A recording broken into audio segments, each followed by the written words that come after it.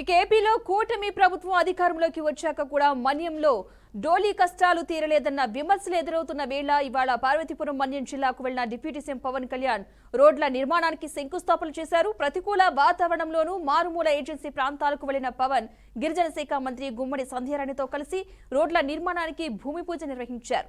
సాలూరు నియోజకవర్గం పనసభద్ర పంచాయతీ బాగుజోలకు వెళ్లిన పవన్ అక్కడ జిల్లాలోని ఏజెన్సీ ప్రాంతాల్లో ఉన్న 19 రోడ్ల నిర్మాణాలకు శంకుస్థాపన చేశారు. వీటితో పాటు పలు అభివృద్ధి కార్యక్రమాలకు కూడా శంకుస్థాపన చేశారు. దాదాపు 36.71 కోట్ల వ్యయంతో 39.32 కిలోమీటర్ల మేర కొత్త నిర్మాణం జరగనుంది. ఈ రోడ్ల నిర్మాణంతో 55 గిరిజన గ్రామాలకు డోలీ బాధ నుంచి విముక్తి కలగనుందని, 2.5 ఏళ్లలో గిరిజన ప్రాంతాలను అభివృద్ధి చేస్తామని డిప్యూటీ సీఎం పవన్ కళ్యాణ్ అన్నారు. ఇక ఇదే అంశానికి సంబంధించిన పూర్తి సమాచారాన్ని మా ప్రతినిధి శ్రీనివాస్ అందిస్తారు. శ్రీనివాస్, పద్మ, ఏదైతే పవన్ కళ్యాణ్ డిప్యూటీ సీఎం ఉన్నారో 2 రోజుల ఉత్తరాంధ్ర పర్యటన నిమిత్తం ప్రత్యేకంగా కూడా గిరిజన గ్రామాల్లో ఆయన ఎన్నుకోవడం జరిగింది. నిన్న సాయంత్రం ఆయన నేరుగా కూడా విశాఖపట్నం ఎయిర్పోర్ట్ నుంచి నేరుగా రాడిసన్ బ్లూ హోటల్లో స్టే చేసి ఈ రోజు మార్నింగ్ ఏదైతే సాలూరు నియోజకవర్గంలో ఉండే ఆ బారుజోగా అనే గ్రామంలోకి వెళ్ళారో అక్కడ నుంచి ఆ బాగుజోరా నుంచి సర్వేరా వరకు 9 కిలోమీటర్ల మేర అంటే 9.30 కోట్ల రూపాయల నిధులతో ఆ రోడ్డు అయితే నిర్మాణం జరుగుతుంది. ప్రధానంగా దానికైతే శంకుస్థాపన చేశారు. ఈ రోజు ఆ ప్రదేశంలో ఆయన మాట్లాడుతూ కూడా గిరిపుత్రుల అభివృద్ధి, గిరిపుత్రుల ఉపాధి అవకాశాలకే ప్రధానంగా ఈ కూటమి ప్రభుత్వం దృష్టి సారిస్తుందని కూడా చెప్పిన పరిస్థితి ఉంది. అలాగే చాలా జాగ్రత్తగా చాకచక్యంగా మాట్లాడిన పరిస్థితి. గడిచిన ప్రభుత్వంలో 500 కోట్ల రూపాయలు పెట్టి ఋషికొండను అయితే నిర్మాణం చేశారు, కానీ కనీసం 9 కోట్ల పెట్టి ఈ రోడ్లు కూడా వేయించలేకపోయారు.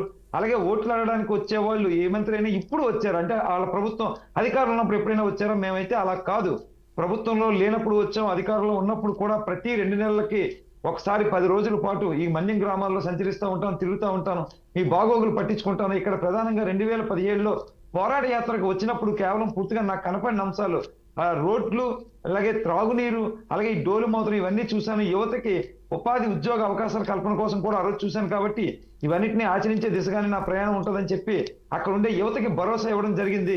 అలాగే 2027 నాటికి ఈ ప్రాంతాన్ని అంతా అభివృద్ధి చేస్తానని కూడా చెప్పారు.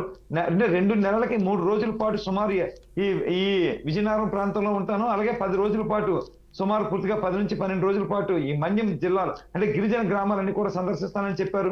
అలాగే ప్రకృతి వ్యవసాయానికి కావాల్సిన ఏవైతే అభివృద్ధి కావాలి, ప్రకృతి వ్యవసాయం ఎలా చేయాలి అనే దాని మీద కూడా ఇక్కడ పూర్తిగా కూడా అంటే సపోర్ట్ చేస్తుంది గవర్నమెంట్ అని చెప్పిన పరిస్థితి ఉంది.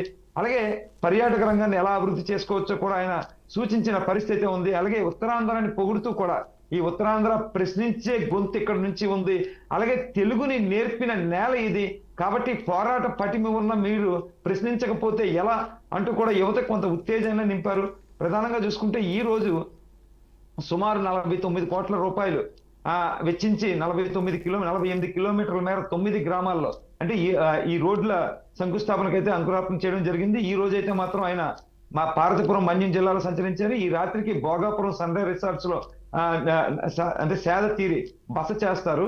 అనంతరం కూడా రేపు వయా విజయనగరం మీద నుంచి వెళ్ళి అనంతగిరి అంటే ఎస్కోట, అనంతగిరి, పాడేరు మీదుగా వెళ్తారా లేదా అనంతపురం మీదుగా హైవే లైన్ లో వెళ్తారనే రూట్ మ్యాప్ అంటే వర్షాల కారణంగా ఇంకా పూర్తిగా ఖరారు చేసి మీడియాకి ఎలాంటి సమాచారం ఇవ్వలేదు, కానీ ఖచ్చితంగా ఆయన అయితే రేపు పాడేరు సందర్శిస్తారు. అయితే అనంతగిరి మీదుగా అరకు మీదుగా పాడేరు వెళ్లే అవకాశం ఉందని చెప్తా ఉన్నారు. మరో విధంగా చూసుకుంటే రూట్ అనుకూలంగా లేకుండా వర్షాలు ఎక్కువైతే కనుక ఇలా అనంతపురం హైవే మీదుగా కూడా పాడేరు వెళ్లే అవకాశం ఉందని చెప్తా ఉన్నారు. పాడేరులో కూడా ఒక రోజు ఉండి ప్రజల్ని అంటే అక్కడ ఉండే గిరిజనుల్ని చైతన్యవంతులు చేస్తూ వాళ్ళకి ఎప్పుడు ఈ కూటమి ప్రభుత్వం అండగానే ఉంటుందని చెప్పేందుకు అక్కడ వెళ్తా ఉన్నారు. 650 కోట్ల రూపాయలు గడిచిన ప్రభుత్వ కాలంలో ఎన్డీఏ గవర్నమెంట్ నరేంద్ర మోడీ నిధులు మంజూరు చేస్తే ఆ నిధులు దారి మళ్లించారు అని చెప్పారు. అంటే వైసీపీ ప్రభుత్వం దారి మళ్లించారని చెప్పారు. అదే విధంగా 25,000 కోట్ల రూపాయలు వైన్ మీద వచ్చే ఆదాయం, భవిష్యత్తులో వైన్ మీద వచ్చే ఆదాయాన్ని ఇప్పటికే తాకట్టు పెట్టేశారు. అలాగే ఉత్తరాంధ్ర ప్రజలకు సంబంధించిన ఆస్తులు ఇక్కడ ఉండే చాలా సర్క్యూట్ హౌస్ కావచ్చు, డిఎంఎడ్హెచ్ ఆఫీస్ కావచ్చు, ఇలాంటివి ఆస్తులు తాకట్టు పెట్టి 15,000 కోట్ల రూపాయలు రుణాలు తెచ్చారు. అంటే ఈ ప్రాంతంలో ఉన్న ఆస్తులను తాకట్టు పెట్టారు, రాబోయే వైన్ మీద ఆదాయం తాకట్టు పెట్టారు, 500 కోట్లు పెట్టి ఋషికొండ చేపట్టారు. కానీ గిరిజన ప్రాంతంలో ఉండే బ్రతుకుల బాగులు మాత్రం వీళ్ళు చేయలేదు.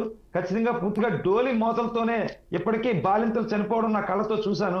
అది నా అక్కో నా చెల్లో అయితే ఎలా ఉంటుందో అదే విధంగా భావించాను. రక్త సంబంధం లేకపోయినా సరే వీళ్ళు నా రక్త సంబంధికులుగా భావించాను కాబట్టి ఈ ప్రాంతానికి వచ్చాను. రైట్. ఇటువంటి భవిష్యత్తులో ఇలాంటి చావుల్ని చూడనివ్వని కూడా వాళ్ళందరికీ భరోసానైతే ఇవ్వడం జరిగింది Padma. Right, thank you Srinivas.